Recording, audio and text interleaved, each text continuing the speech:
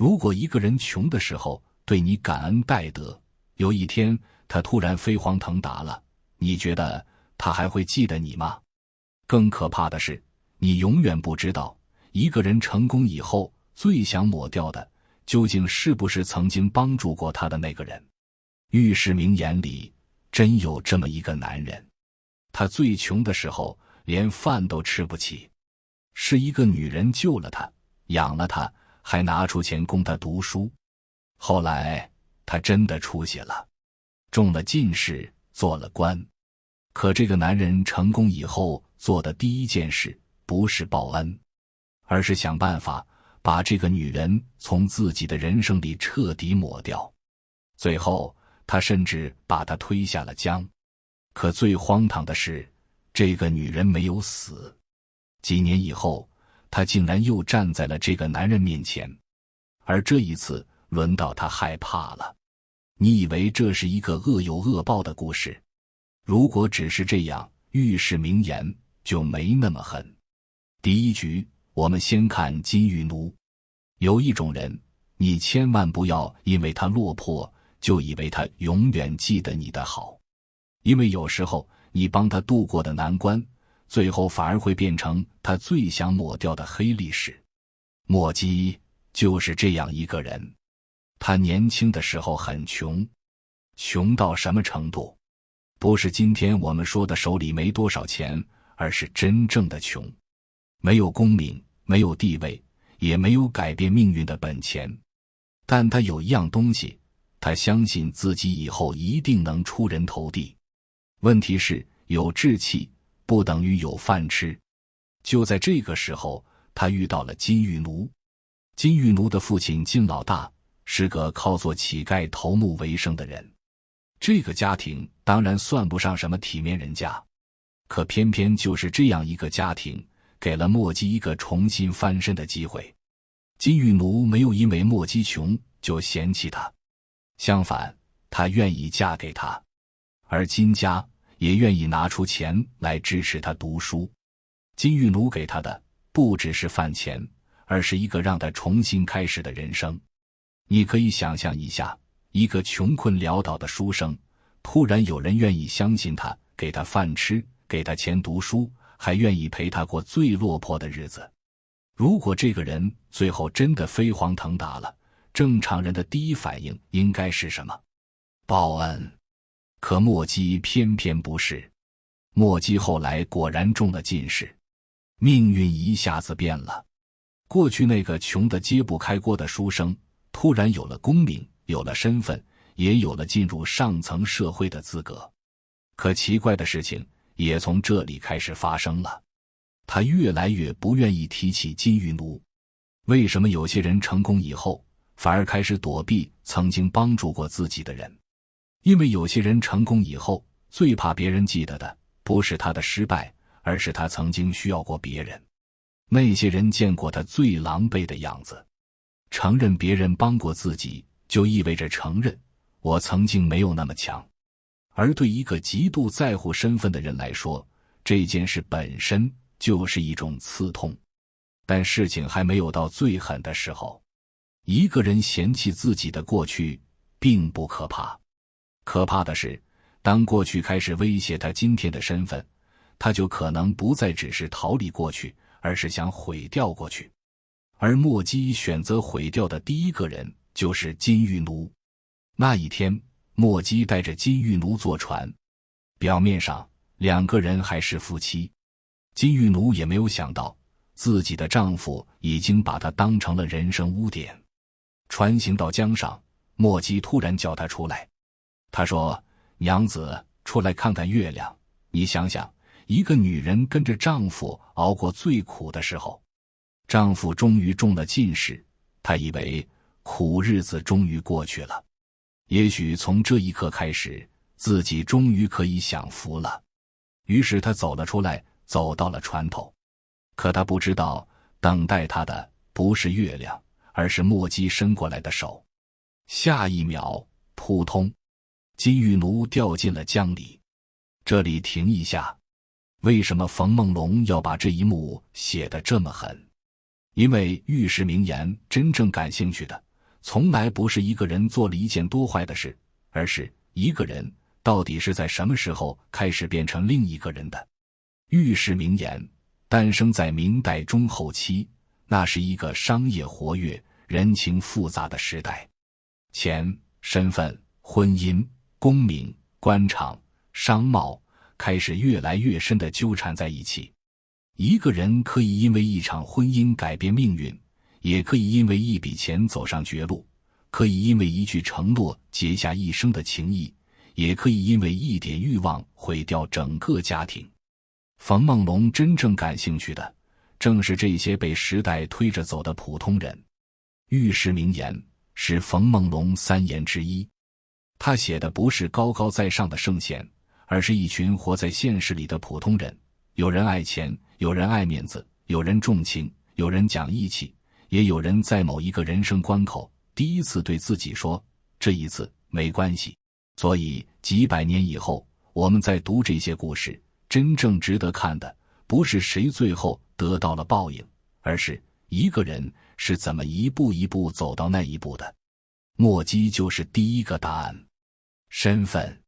因为这一幕真正可怕的地方不只是忘恩负义，而是一个人为了重新塑造自己的身份，竟然开始消灭那个见过自己最狼狈样子的人。金玉奴知道他穷过，知道他落魄过，知道他曾经需要别人救，所以对成功后的墨迹来说，他不仅仅是一个妻子，他还是一个不断提醒他你曾经不是现在这个样子的人。他不是突然忘恩负义了，他只是开始嫌弃那个曾经贫穷、落魄、需要别人帮助的自己。所以他真正想消灭的不只是金玉奴，而是过去的自己。所以寓世名言，真正狠的地方就在这里。很多人以为忘恩负义就是这个人坏，可冯梦龙写得更深。有时候一个人变坏，不是因为他突然产生了恶意，而是因为他开始重新定义自己。他不是在报复你，他是在消灭过去的自己。可是墨迹没有想到，自己以为已经彻底结束的一切并没有结束。金玉奴没有死，他被人救了下来，而多年以后，命运又把两个人重新放在了一起。这一次风水轮流转，曾经站在船头决定别人命运的墨迹开始发现自己也有落到别人手里的那一天。金玉奴后来重新成为他的妻子，但他没有立刻报复，他只是静静地看着这个曾经想置自己于死地的人。因为到了这里，真正值得问的问题已经不是墨迹最后有没有遭报应，而是一个人如果亲眼看见自己曾经伤害过的人，他还会不会认得自己？所以金玉奴这一刀表面讲的是忘恩负义，真正刺进去的却是4个字：身份改变人。墨迹不是突然变坏的，他只是开始把现在的自己看得比过去的自己更重要。墨迹为了成为新的自己，杀掉了旧日的恩情。人最容易忘记的，往往不是别人对自己的好，而是自己曾经有多需要那份好。可身份能改变一个人，关系也一样。有时候，一个人并不是因为忘恩负义而伤害别人，他甚至可能是真心想做一个重情重义的人。可如果义气没有边界，又会发生什么？有没有一种人会为了别人把自己的人生都搭进去？有，而且这个人甚至比墨迹更容易让我们产生好感，因为他不是坏人，他是所有人都会称赞的好人。可当你真正看完他的故事，你可能会开始怀疑，一个好人如果把义气走到了极致，他还真的是一个好人吗？第2局吴保安。有一种选择，看起来谁都会夸你。朋友有难，你去救；朋友落难，你不离不弃，哪怕自己吃苦，也要把他拉出来。这样的人，我们通常会说一句，这个人讲义气。可如果我告诉你，有一个人为了救一个朋友，整整耗掉了10年10年里，他的妻子带着孩子过着近乎乞讨的生活，而他始终没有回头。你还会觉得这只是义气2个字吗？吴保安就是这样一个人。故事一开始，他只是一个普通人，没有显赫的身份，也没有多少家产。可有一天，他听说自己的朋友郭仲祥被困在南蛮，身陷险境。那不是一句朋友有难，帮个忙那么简单。南蛮路远，危险重重，而且这一去很可能不是几个月，也不是1年2年。可吴保安还是去了。为了筹钱救人，他开始四处奔走，想尽办法筹集绢帛。别人可能觉得这个朋友值得吗？一个朋友而已，至于把自己的人生搭进去吗？可吴保安没有这么想。在他心里，朋友既然有难，就不能不救。于是他一步一步走进了这条路。问题也正是在这里出现的。因为一个人一旦决定为了某个原则付出，他往往只会看到自己必须做什么，却很少再去问一句，还有谁会因为我的选择而付出代价？吴保安出发以后，家里的日子越来越难。妻子张氏带着孩子，没有丈夫依靠，也没有稳定的生活来源。他只能带着年幼的孩子独自苦熬，家中断绝接济，日子过得饥寒交迫，万般无奈之下，她只能带着孩子千里上路寻找丈夫，途中几乎走投无路。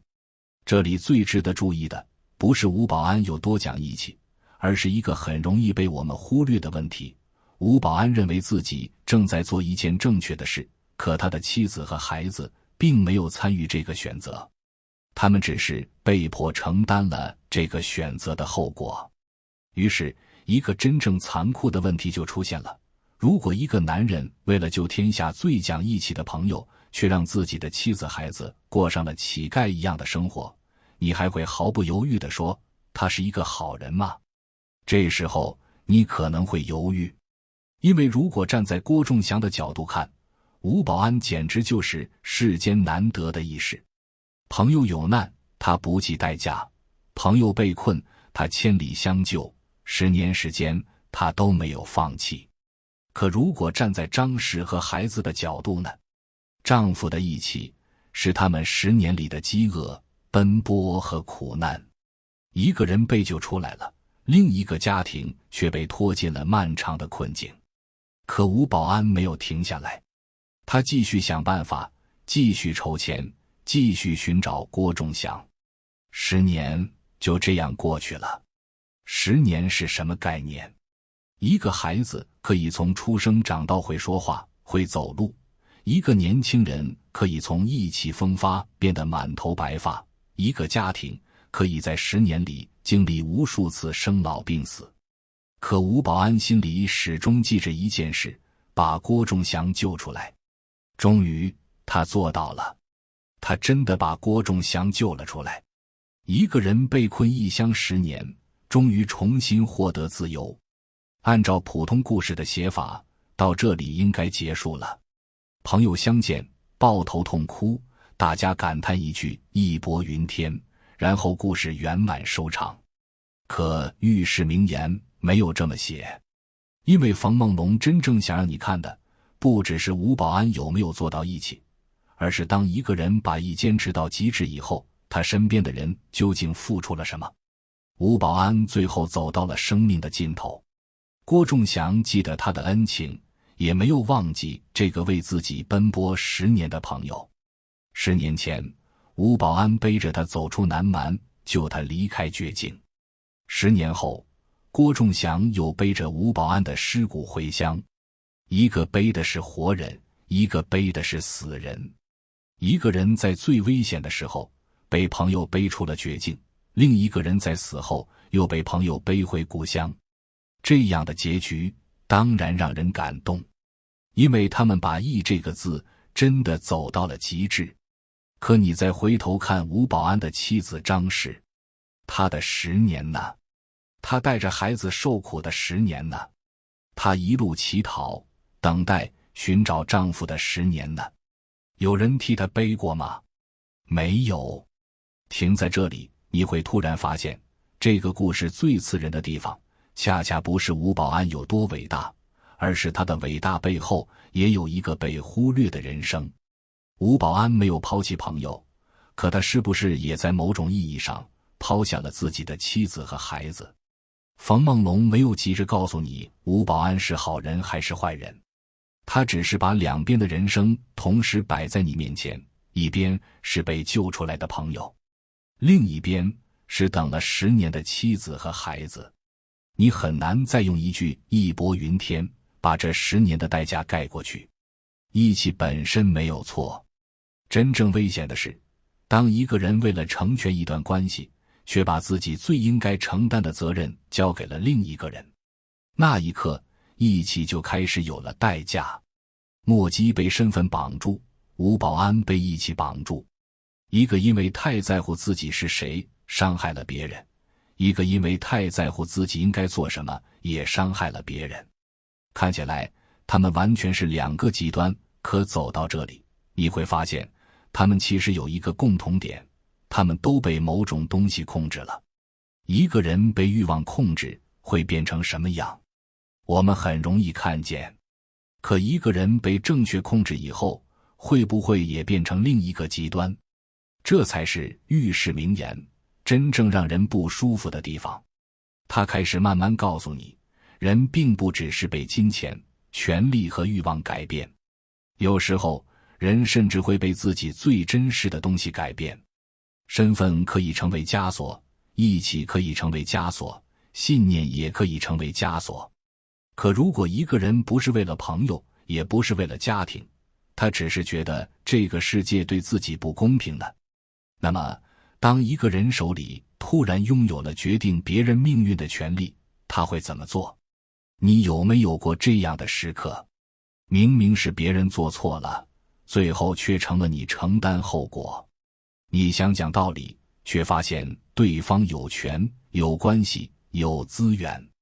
那一刻，人最容易产生的念头就是，如果有一天我拥有决定别人命运的权利，我一定不会像他们一样。可问题来了，真的轮到你拥有权利以后，你会不会也开始相信自己永远是对的？现实里没有公平，那就去阴间讨一个公平。第3局，司马茂。有时候一个人不是没有正义感，而是现实根本不给他说话的机会。你明明知道一件事情不公平，却没有身份，没有权利，也没有人愿意听你说，你能怎么办？忍下来？认命？还是干脆把这个世界重新安排一次？御史名言里有一个50岁的穷秀才，就做了第3种选择。他没有钱，没有权，也没有什么值得炫耀的功名，可他偏偏有一样东西，一肚子不平。这个人叫司马茂。司马茂虽然读了一辈子书，却一直没有真正得到什么。现实没有给他想要的位置，他心里积了太多牢骚。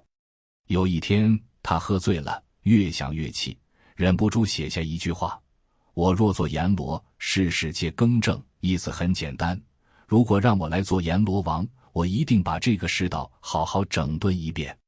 写完以后，他自己可能都觉得荒唐。毕竟一个现实里连自己命运都改变不了的穷秀才，竟然幻想着去替天下人主持公道。于是他睡着了。可第2天醒来，他发现一件更加荒唐的事情。那个他昨天还在幻想的位置，真的有人把他送上去了。他竟然成了阎罗王。一个在阳间没有话语权的穷秀才，突然获得了6个时辰的临时阎罗之权，能够重新审理阴间的旧案，安排轮回。你想想，如果有一天你突然拥有了这样的权利，你第一件事会做什么？司马茂没有急着享受这个位置，他做的第一件事是翻旧账。因为在他看来，阴间既然掌管生死，就应该有一笔公平的账。可当他真正打开这本账以后，却发现里面记着的竟然是几百年前那些说不清理还乱的恩怨。韩信、刘邦、吕后、戚夫人，这些历史上赫赫有名的人物，一个个都出现在了他的案头。司马茂一看，反而笑了，因为这些人在阳间的时候早已经是翻云覆雨的人物，可到了阴间，身份、功名、权势全都没有用了，剩下的只有一笔一笔没有算清的旧账。谁欠了谁，谁害了谁，谁又应该为自己曾经做过的事情付出代价。司马茂开始重新审理这些案子。这个时候，故事突然有了一种非常奇妙的爽感。因为我们现实里经常会遇到一种无力感，明明知道谁做错了，却拿他没有办法；明明知道事情不公平，却找不到一个真正能主持公道的人；明明看见有人占尽便宜，却只能告诉自己算了。可到了司马茂这里不一样了，你在阳间做不到的事情，他在阴间可以做到；你在现实里说不出口的话，他替你说了；你在现实里讨不到的公道，他替你讨了。于是司马茂开始给这些历史人物重新安排命运。他没有能力改变过去发生过的事情，可他有能力决定这些人下一次轮回会成为什么人，会经历什么人生。一个个曾经在阳间叱咤风云的人物，在他的安排下都有了新的去处。那个曾经在阳间叱咤风云的人，到了阴间也不过是案卷上的一个名字。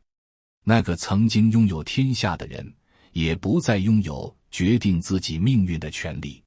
司马茂最痛快的地方就在这里，他没有改变过去，他改变的是过去那些人的下一次人生。你可以把它看成一个古人非常大胆的幻想，既然现实中的公平已经无法实现，那就把公平放到另一个世界里重新实现一次。可是如果你只把这个故事看成阎王爽文，其实就错过了冯梦龙真正想写的东西。因为司马茂最值得注意的身份不是阎罗王，而是他在成为阎罗王之前的那个穷秀才。一个现实里没有话语权的人，突然获得了重新分配公平的权利。你会发现，这种幻想其实离我们并不远。很多时候，我们愤怒的不是别人拥有了什么，而是我们明明知道事情不对，却什么都改变不了。于是我们会在脑子里无数次重演那一幕：如果当时我有权利就好了，如果当时有人听我的就好了，如果当时能够重新来一次，我一定不会让他这样做。我们会在想象里把现实重新安排一遍。司马茂只是把这种每个人心里都可能有过的幻想写到了极致。现实不给你公道，人就很容易在想象里重建一个公道。可真正有意思的地方还在后面。因为当一个人真的获得了重新分配公平的权利以后，他就必须面对一个比有没有公平更加危险的问题：谁来决定什么叫公平？司马茂认为自己是在主持公道，可他的判断就一定没有偏见吗？他认为自己是在惩罚恶人，可他有没有可能把自己的愤怒也带进了这场审判？这才是权力真正可怕的地方。没有权力的时候，我们总觉得只要把权力交给一个正直的人，世界就会变得公平。可一旦一个人真的拥有了决定别人命运的权利，事情就没有那么简单了。权力不仅可以让一个人改变世界，也可以让一个人重新定义世界。他甚至可能真心认为自己是在主持公道。可一个人越相信自己绝对正确，就越容易失去对自己的审视。墨迹被身份改变，吴保安被义气绑住。到了司马茂这里，又出现了另一种力量——不平。他因为现实不公而愤怒，又因为掌握了权力，开始相信自己可以重新安排公平。可问题来了，如果一个人坚信自己代表正义，他会不会也开始听不见别人的声音？可权力不是唯一会控制人的东西，有时候比权力更难挣脱的是一个人自己相信了一辈子的东西，比如信义。第4局，范式。你觉得一个承诺到底值多少钱？一顿饭，一份礼物，还是一句下次我一定来？放在今天，这句话可能说完没多久就被人忘了。可在东汉，有2个人却把一句约定看得比自己的性命还重。这个故事里没有惊天动地的战争，也没有权力斗争，甚至一开始只是2个读书人的一次约定。一个叫范式，一个叫张绍。2个人相识以后，彼此十分投契。后来范式要离开，临走之前，他和张绍约定，等到某一天一定回来赴约。对于今天的人来说，这或许只是朋友之间一句很普通的话，可张绍却把它当成了一件必须兑现的事情。他相信范式既然答应了，就一定会来。时间到了，张绍早早准备好了酒菜，等着朋友赴约。可是天慢慢黑了，范式没有来，张绍没有走，他继续等。天又一点一点暗下来，还是没有人出现。换作今天，很多人可能已经拿起手机发一句你怎么还没来？如果对方没有回复，大概就会觉得这个人不靠谱，下次不联系就是了。可张绍没有这么做，他只是继续等，等了一天，又等了一夜。时间越晚，周围越安静，他心里的疑惑也越来越重。难道范式忘了？难道路上出了什么事情？难道这个约定真的只是自己当真了？可就在深夜，张绍终于看见一个人走了过来。他以为范式终于到了，可等那个人靠近以后，他才发现眼前这个人虽然是范式，却又不像范式，因为来的不是范式的身体，而是范式的魂。原来就在约定的那一天，远在千里之外的范式已经病重去世。可他临死之前，始终记得自己和张绍的约定。他知道自己答应过朋友要在今天赴约，于是即使肉身已经无法动弹，他的魂魄还是来了。一个已经死去的人，竟然没有忘记自己生前答应过的一句话。这个故事到了这里，当然非常震撼，因为我们会本能地被这种心意打动。一个人死了，依然没有忘记自己的承诺。可故事还没有结束，张绍知道范式已经死去以后，心中悲痛万分，因为他终于明白自己等来的竟然是朋友最后一次兑现承诺。可是更让人难以接受的是，张绍后来也选择用自己的生命去回应这份情谊。一个人为了兑现约定而死，一个人又为了朋友的信义而死。2个人把守心这件事情一直推到了生命的尽头。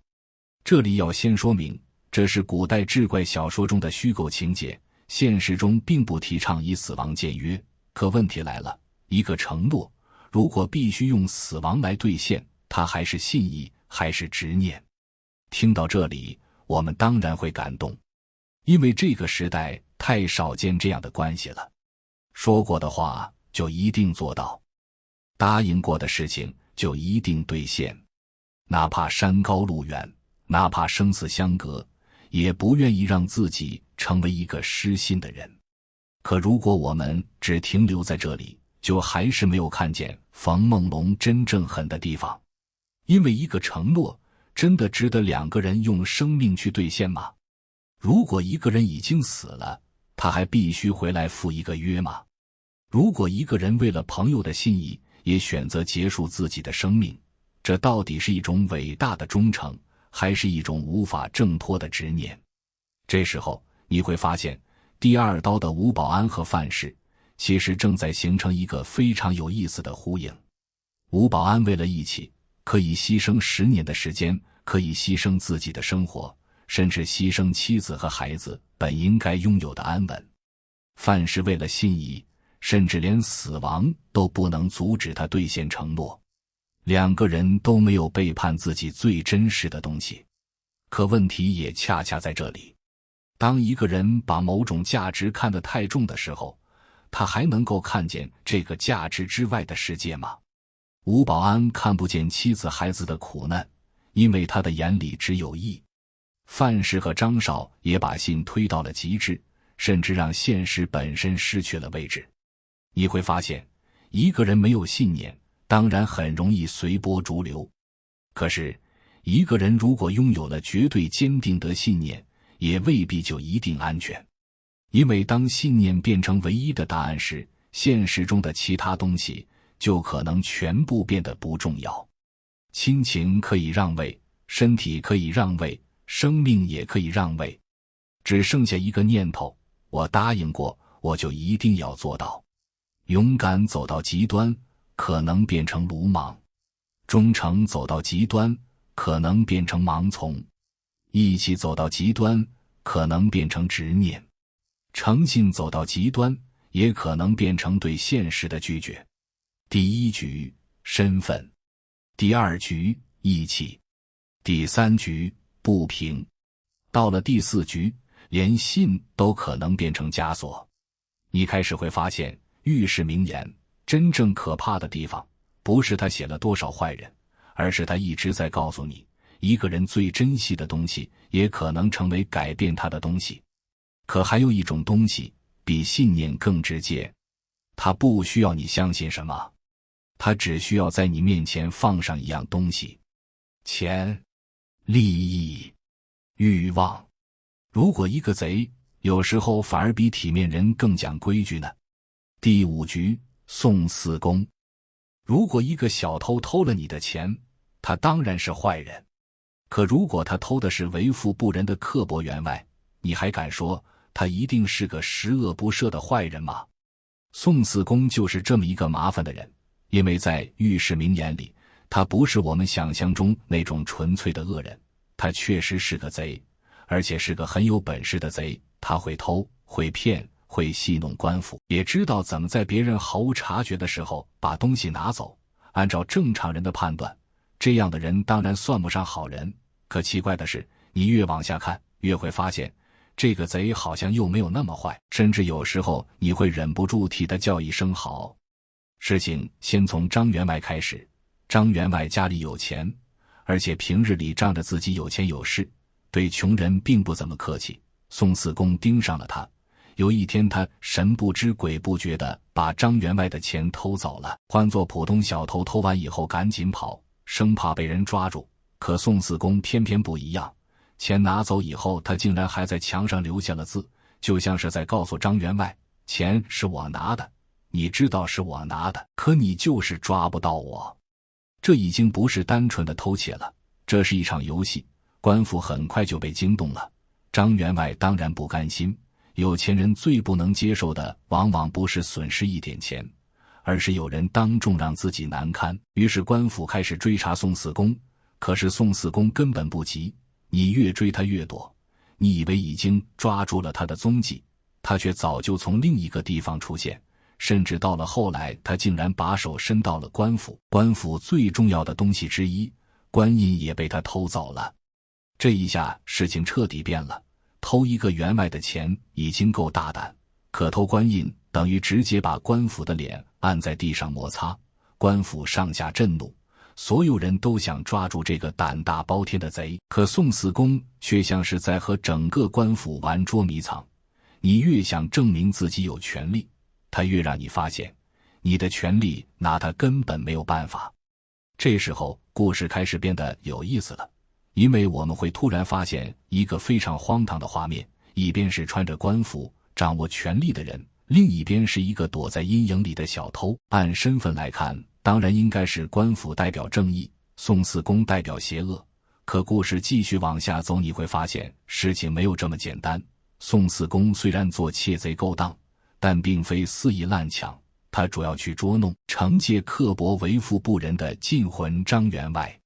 可故事并没有写他把偷来的钱财大量分给贫苦百姓。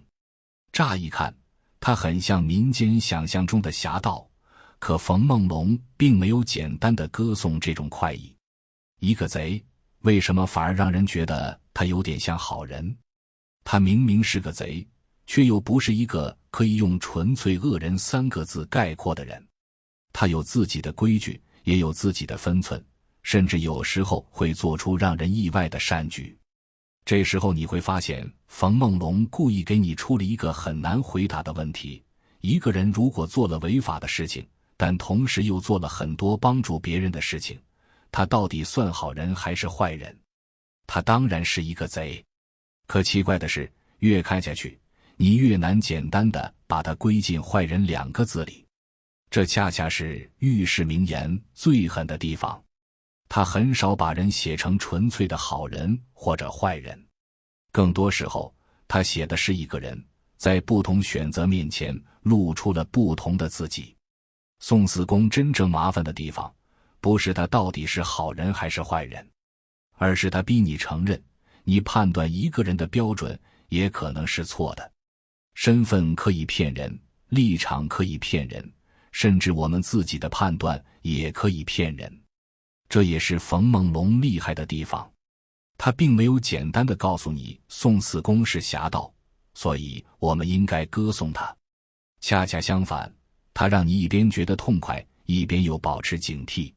因为一个人如果开始用自己的标准判断谁该被惩罚，谁该被帮助，那么问题就来了，谁给了他这个权利？宋四公觉得自己是在惩罚那些有钱有势的人，可如果有一天他判断错了呢？如果他今天偷的是坏人，明天偷的却是一个无辜的人呢？如果一个人开始相信只要我是为了正义，我做什么都可以，那他和自己讨厌的人又还有多大区别？所以宋四公这个人物真正厉害的地方，并不是偷得漂亮，而是他让我们第一次意识到，善恶有时候并不能简单的贴标签。到这里，钱武刀其实一直在拆一件东西。我们以为自己能够看懂一个人，可墨迹告诉你，身份会变；吴保安告诉你，义气会变形；司马茂告诉你，公平可能带着人的偏见；范氏告诉你，信念也可能成为枷锁。宋四公更直接，连你判断善恶的标准都未必可靠。可还有一样东西比身份、义气、信念更原始，欲望。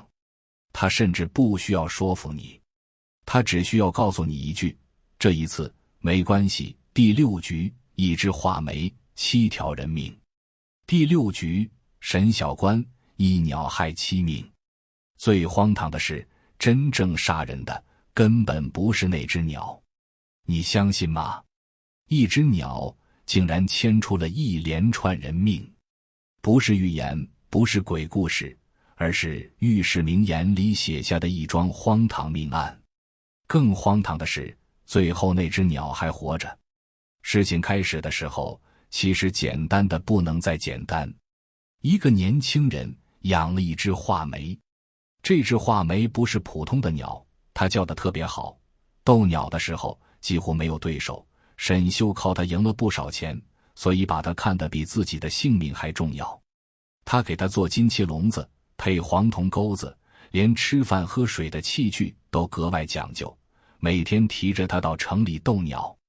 你看，这时候谁都不会想到，一只被人养在笼子里的鸟会成为一场血案的起点。沈秀也不会想到，自己对这只鸟的喜欢正在一步一步把自己推向危险。那一天，他像往常一样提着画眉来到柳林，只是这一天他来得有些晚，其他斗鸟的人都已经散了，柳林里空空荡荡，只剩下他一个人。他把鸟笼挂在树上，叫了一会儿，正准备回去，突然旧病发作，整个人倒在了树下。这个时候，第一个人出现了。一个古董匠张公路过柳林，看见地上躺着一个人。他走近一看，沈秀已经昏迷不醒，身边没有什么值钱的东西，只有那只画眉。可偏偏这只鸟叫得太好听了，张公一看就动了心，他心里想，这只鸟至少能卖2-3两银子，自己辛辛苦苦做一天活也赚不了多少钱，要是把这只鸟卖掉，岂不是立刻就能拿到一笔钱？于是他伸手把鸟笼提了起来。可就在这个时候，沈秀醒了，他看见有人拿自己的鸟，挣扎着骂了一句。张公一听，心里一下子慌了，刚才只是想偷鸟，现在人醒了，如果他喊起来，自己怎么办？于是一个原本只想占点便宜的人突然跨过了一条线，他拿起削桶的刀朝沈秀下了手。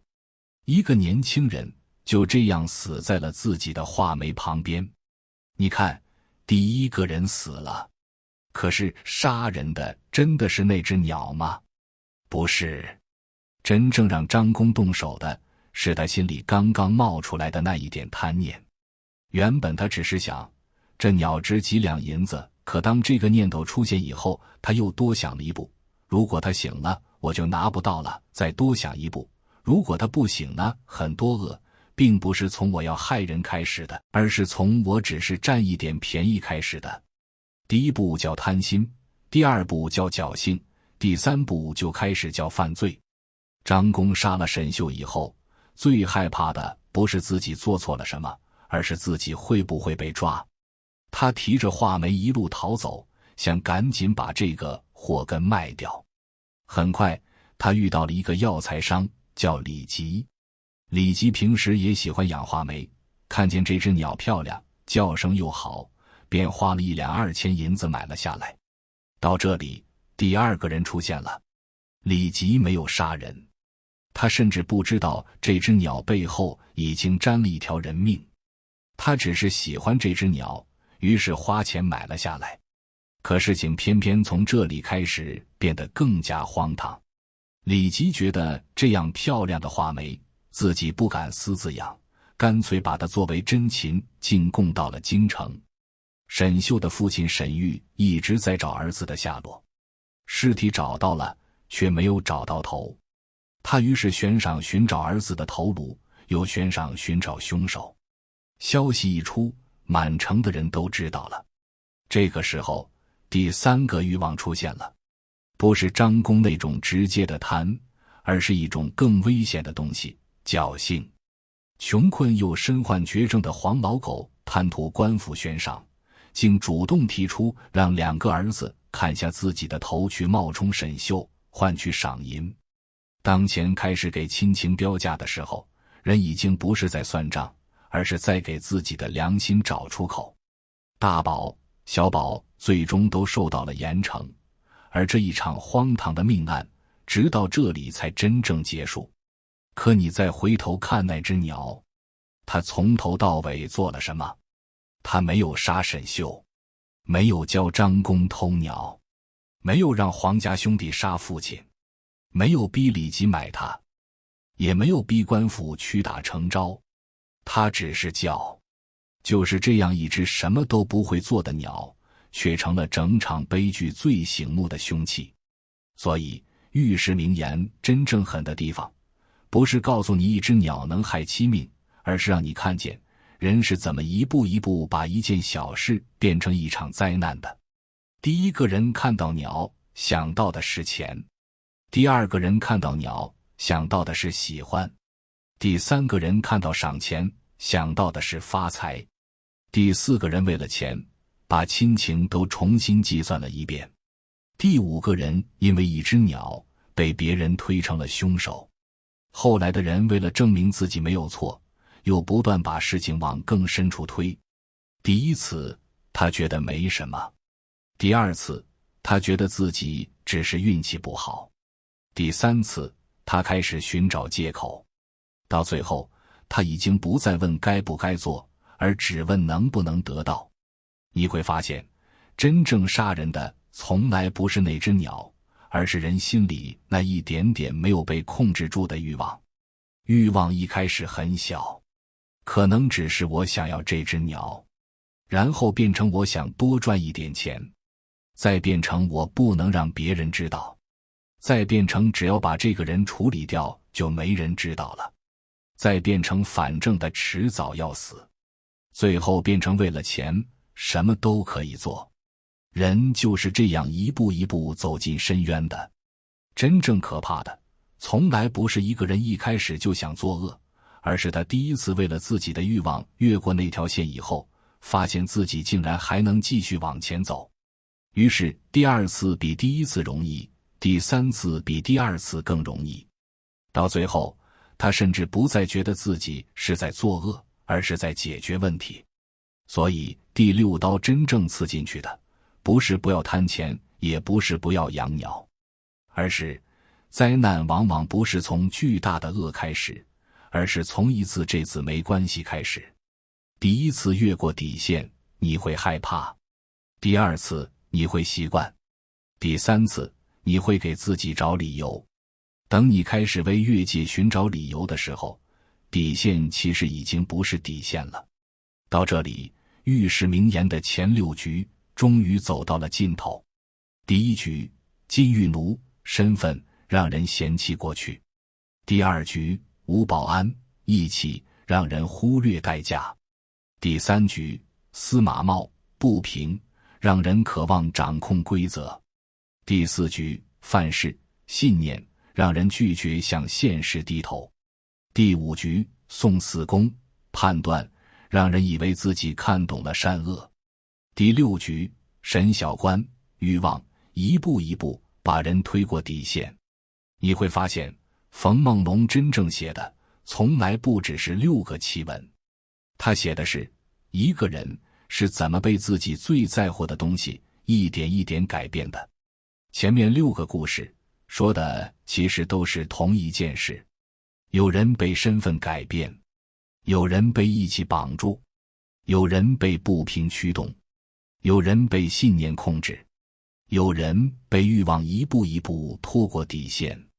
可如果一个人面对这些东西的时候依然不肯改变呢？这时候御史名言把最后一个故事放到了我们面前。有没有一个人不靠权力，不靠金钱，不靠身份，甚至没有多少人看得起他，却偏偏在最危险的时候没有把自己交出去？有。他不是英雄，不是将军，也没有显赫的身份，他只是一个身处困境，手里几乎没有筹码的女人。她叫文氏。而从这里开始，御史名言真正最狠的一刀才刚刚落下。第7局，文氏，当一个人被逼到绝境，他还能不能守住自己？沈炼因弹劾严嵩被处死，他的儿子沈香、沈小霞也被牵连。文氏是沈香的妻子，在丈夫遇险时，她选择帮助他逃脱追杀，并继续为这个破碎的家庭寻找一条活路。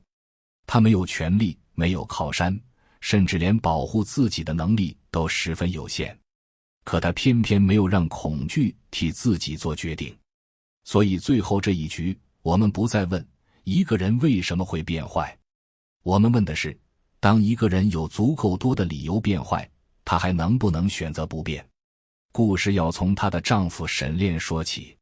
沈炼不是一个手握重权的大人物，他只是一个七品官。放在当时的朝廷里，这样的官职并不起眼。可就是这样一个并不起眼的人，却做了一件很多身居高位的人都不敢做的事情。他上书弹劾严嵩。那时候的严嵩已经不是一个普通的朝廷官员，严党势力遍布朝野，多少人明明知道事情不对，却宁愿闭嘴也不愿意站出来。因为大家都知道，在这样的权力面前，一个人的声音究竟有多轻。你今天说了一句话，明天丢掉的可能就是官职，再往前一步，丢掉的甚至可能是性命。沈炼当然知道这些，可他还是把那份奏书递了上去。那一刻，他可能已经知道自己正在把一条路走到尽头。果然，报复很快来了。一个七品官撞上了当时最强大的权力集团，结果并没有悬念。沈炼被贬、被迫害，最终惨死在严党势力的打击之下。一个男人就这样从家里消失了。可对于这个家庭来说，真正的灾难才刚刚开始。因为沈炼死了，并不意味着事情结束了。2个儿子也受到牵连。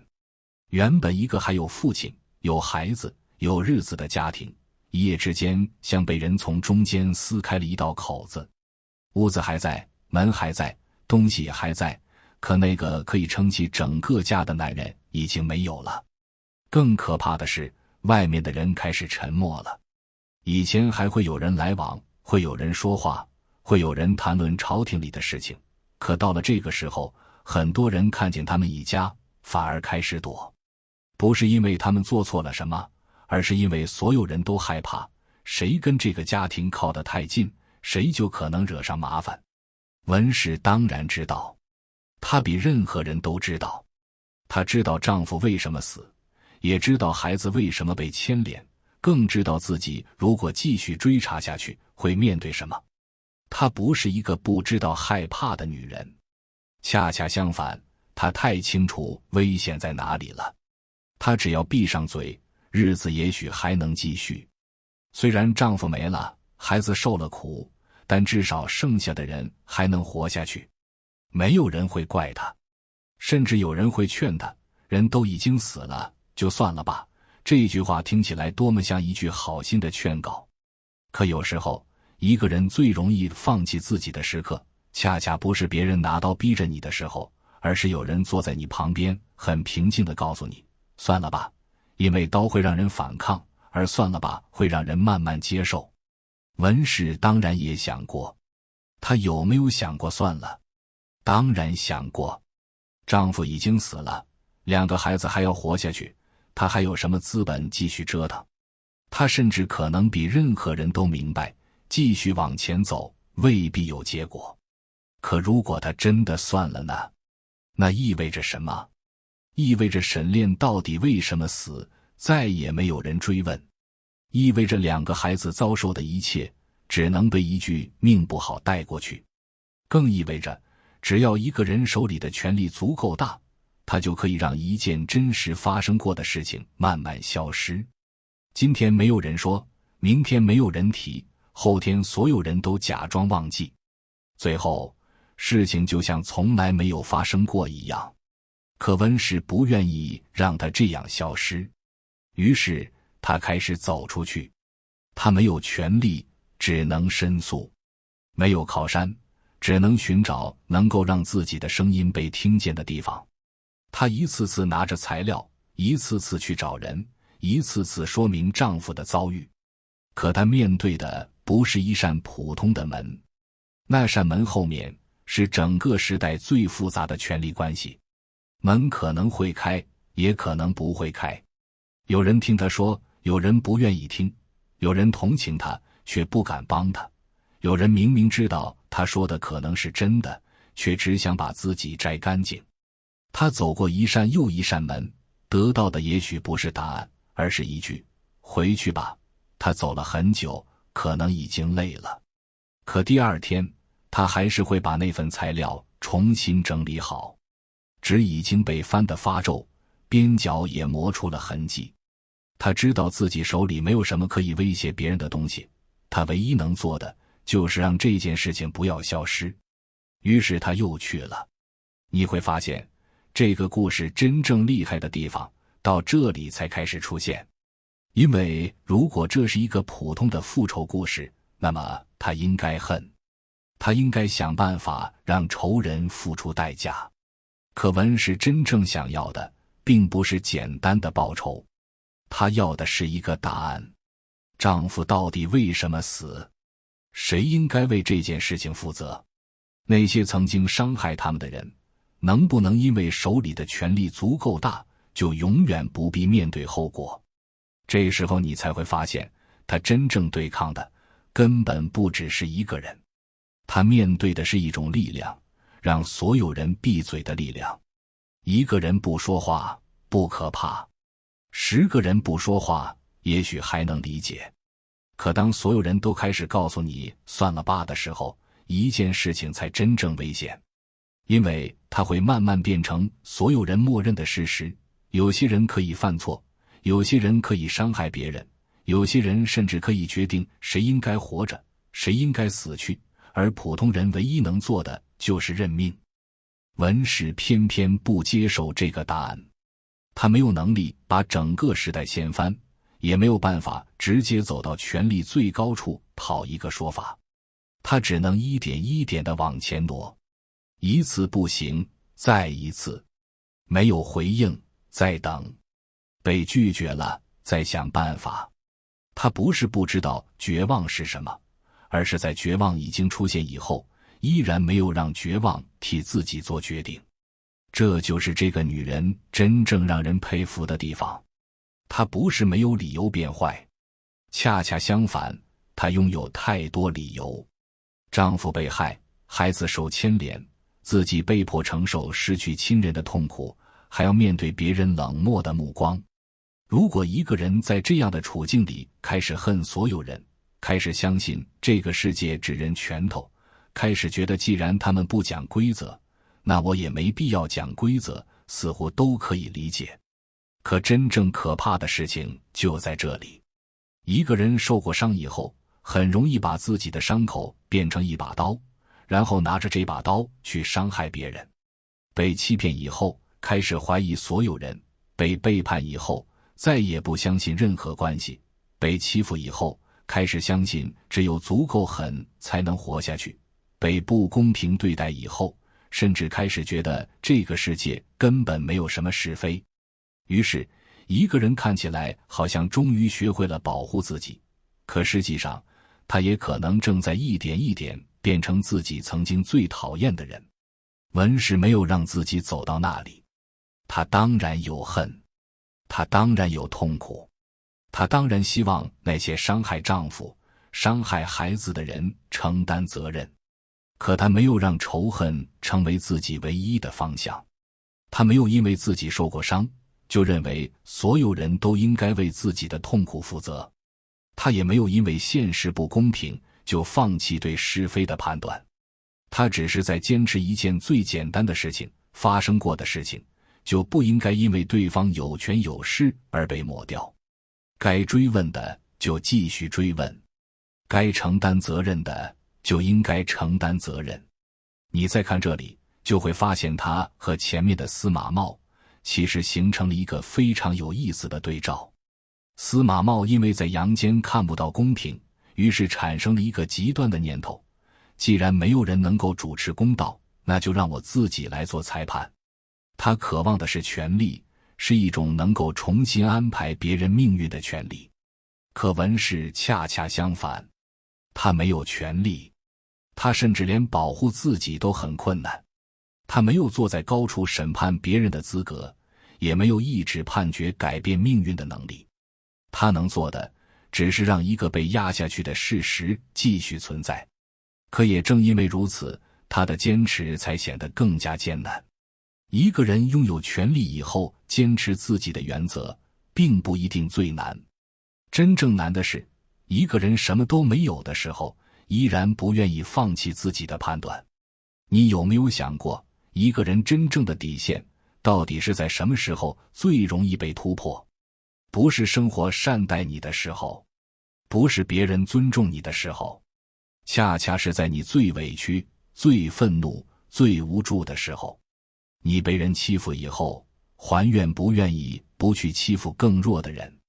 你被背叛以后，还能不能不把所有人都当成敌人？你被现实打碎以后，还能不能不相信谁狠谁赢才是唯一的规则？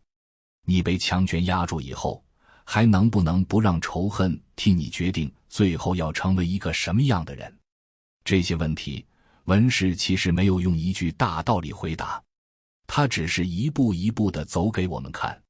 他没有什么神奇的力量，他也没有什么突然出现的贵人，他甚至不知道自己下一次申诉会不会得到回应。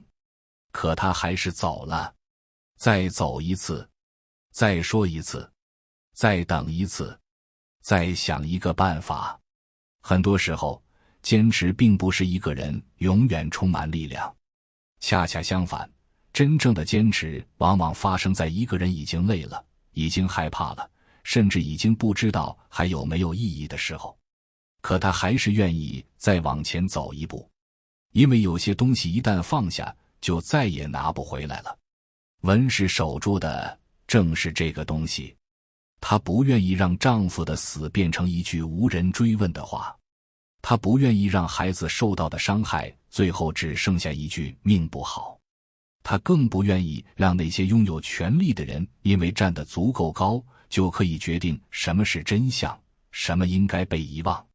时间却一直在往前走，很多人以为强大的权力可以永远存在，可历史最残酷的地方恰恰是没有什么东西真的能够永远站在那里。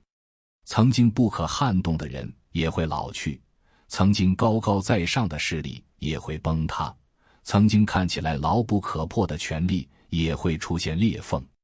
后来严嵩失势，严党倒台，曾经压在无数人头顶上的那座大山终于开始坍塌。到了这个时候，如果这是一本爽文，故事应该已经结束了。仇人倒台，恶人受到惩罚，坚持的人终于赢了。可真正的历史从来没有这么痛快，因为有些公道即使最后来了，也来得太晚。沈炼已经回不来了，那些失去的岁月回不来了，孩子曾经经历过的苦难也不会因为后来有人承认他们受了冤屈就突然消失。公道可以告诉你谁错了，却不能把死去的人重新交还给家人。真相可以重新被看见，却不能把被夺走的人生重新还回来。所以到了最后，你会发现文氏真正守住的根本不是一个完美的结果，因为这个世界有时候根本不会给你一个完美的结果。她真正守住的是自己，她没有因为丈夫被害就把自己变成一个只知道报复的人，没有因为孩子受苦就把所有陌生人都当成敌人，没有因为这个世界不公平就告诉自己从今以后什么都不用在乎。她受过黑暗，却没有让黑暗替她决定最后变成什么样的人。你现在再回头看前面的6把刀，会发现他们其实一直在讲同一件事情，一个人究竟是怎么被改变的。莫姬因为身份改变开始嫌弃过去的自己，吴保安被一起推着走，最后让自己背负了巨大的代价。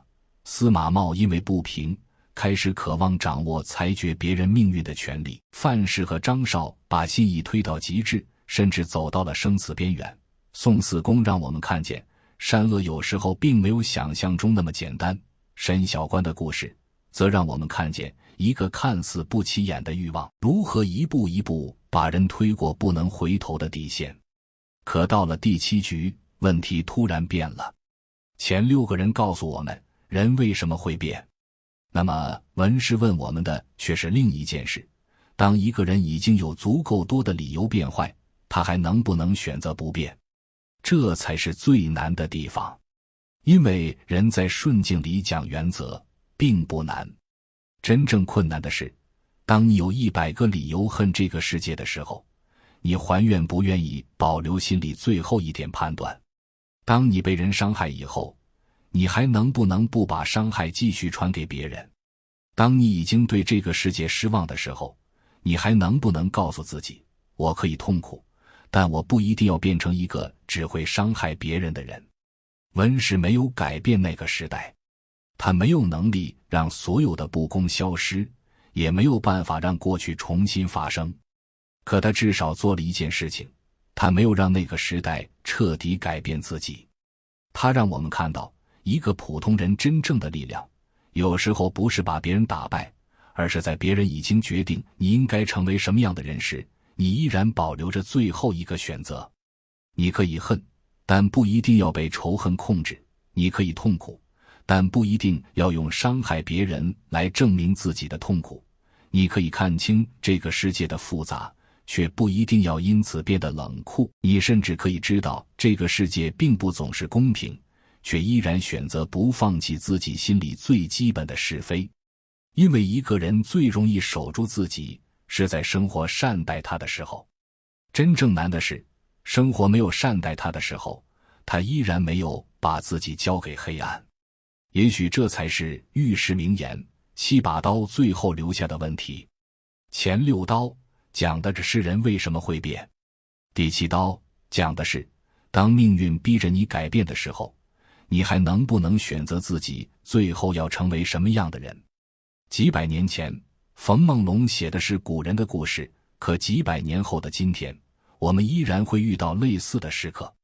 有人因为一次背叛，从此不再相信任何人；有人因为一次受骗，从此只相信利益；有人因为一次不公平，就开始觉得这个世界只认强弱；有人因为自己受过伤，最后也拿着伤口去伤害别人。可真正决定一个人最后会变成什么样的，从来不只是别人给了你什么，而是你在那个最难的时刻选择了什么。你不能决定别人怎么对你，也不能决定这个世界什么时候公平，但你可以决定，经历这一切以后，自己还剩下一个怎样的自己。文史真正留给我们的，也许不是如何复仇，甚至不是如何伸冤。他真正留下的问题只有一个：当你已经被这个世界伤得很深，深到你完全有理由变成一个更狠的人时，你还愿不愿意告诉自己，我可以不原谅，但我不能失去自己；我可以记住，但我不能让仇恨替我活下去；我可以追问一个公道，但我不能为了公道，最后变成另一个制造不公的人。他最终没有改变那个时代，可他守住了一件比结果更难的东西，他没有让那个时代改变自己。第7局到这里才真正完成了他最后的追问。前6局是人在欲望、身份、义气、权力和不平之中一步一步改变自己。第7局却问你，如果有一天你也被逼到了人生最黑的地方，你会不会还能守住那个最初的自己？如果这期内容让你重新认识了遇事名言，欢迎点赞、收藏，也可以关注清醒破居。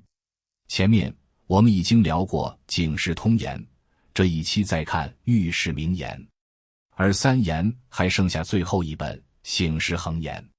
下一期我们继续往下走，看看冯梦龙为什么要用一个又一个故事告诉我们，人可以被时代改变，可以被欲望改变，可以被利益改变。